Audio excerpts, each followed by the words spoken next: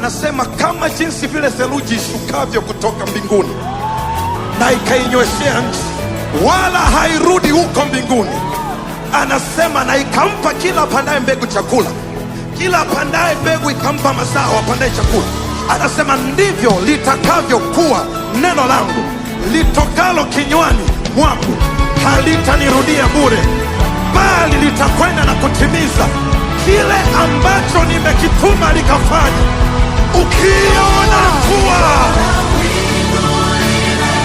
uti huu wa mvua, Waebrania sura ya 11 mstari wa 11, kuna kitu anakiandika. Anasema Ibrahimu akiwa katika hali ya uzee na Sara akiwa katika hali ya utasa, alipopokea ahadi ya Bwana, alimwamini ya kwamba yeye aliyesema ya kuwa ni mwaminifu na kwamba anaweza kutenda. Mstari unaofuata anasema japokuwa alikuwa ni kama mtu aliyekufa, japokuwa alikuwa ni kama mfu, lakini alipoiamini ile ahadi. Na leo watoto wengi kama nyota za baharini, kama nyota za angani zikazaliwa. Ninaona ahadi ya Bwana inakuja juu yako katika jina la Yesu. Ninaona neema ya Bwana inakuja juu yako.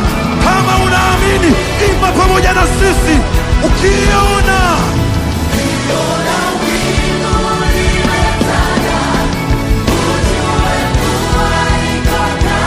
haiko mbali,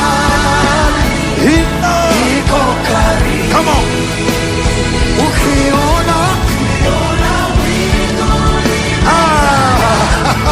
ujue kuwa haiko. Come on.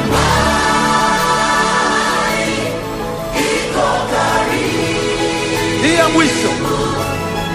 Biblia ni kitabu cha ahadi. Ukisoma Agano la Kale limejawa na ahadi za Mungu. Ukianza kusoma Agano Jipya ni utimilifu wa ahadi ya Mungu, na utimilifu wa ahadi ya Mungu uko ndani ya Kristo Yesu. Maana yake yale yote yaliyokuwa ni picha kwenye Agano la Kale, kwenye Agano Jipya Yesu anapokuja anafanyika kwa utimilifu wa ahadi.